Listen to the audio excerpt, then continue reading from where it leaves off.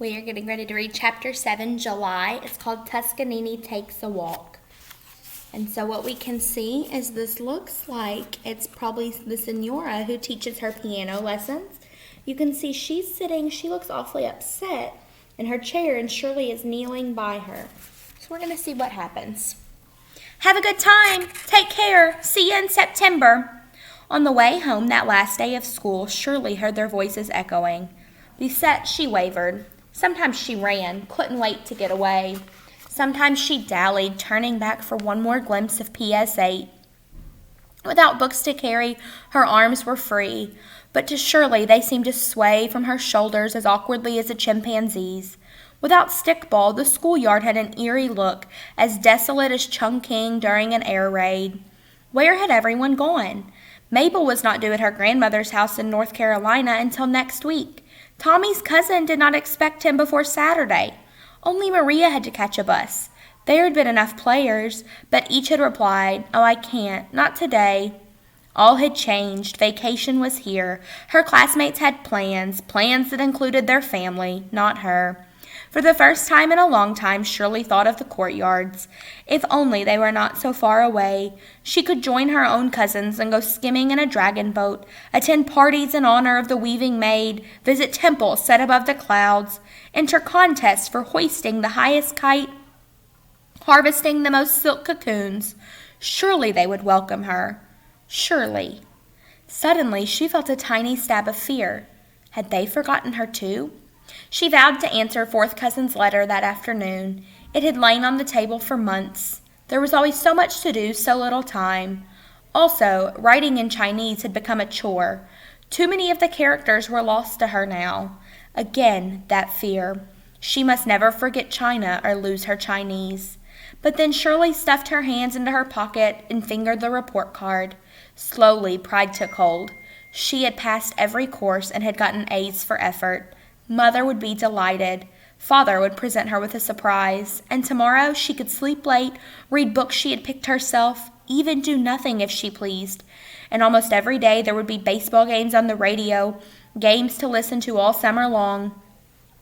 So what if she didn't see her friends until September? She had Mother and Father and Senora, not to mention Toscanini.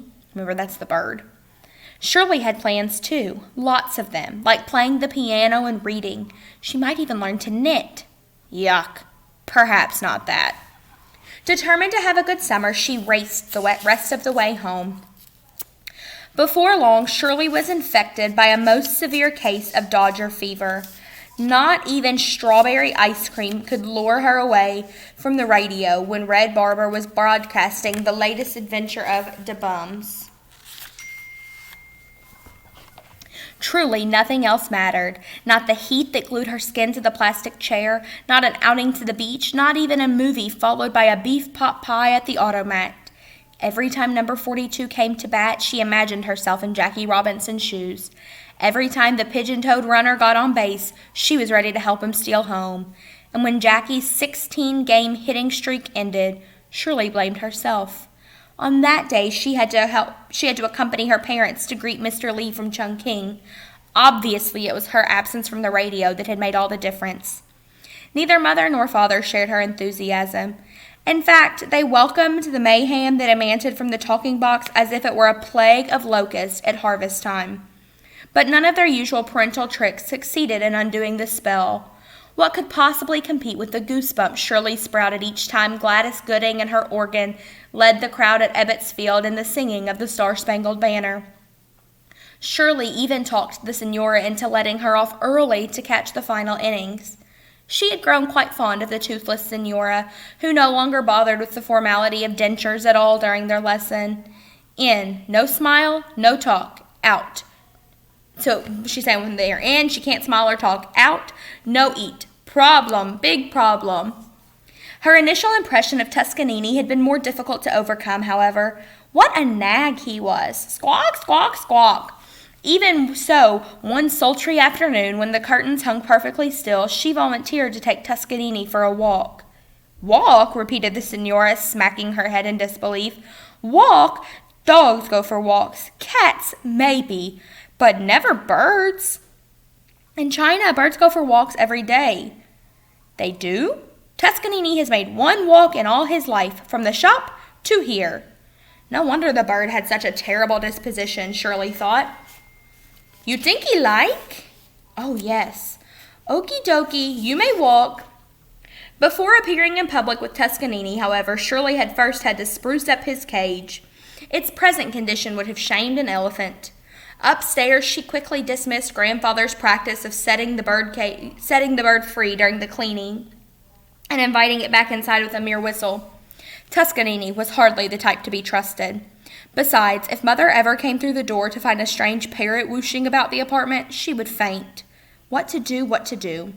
No problem. With a pair of chopsticks, she removed what could be easily removed. With Father's toothbrush, she tackled the rest. So she is scrubbing this bird's cage with her dad's toothbrush. I hope she throws it away afterwards. And Shirley was right. Toscanini loved walking. He blew out his chest to soak in the sunshine. He was sociable when strangers stopped to wish him a good day. He danced when Mr. P treated him to a handful of seeds. Not once did he flap his wings. Not once did he squawk.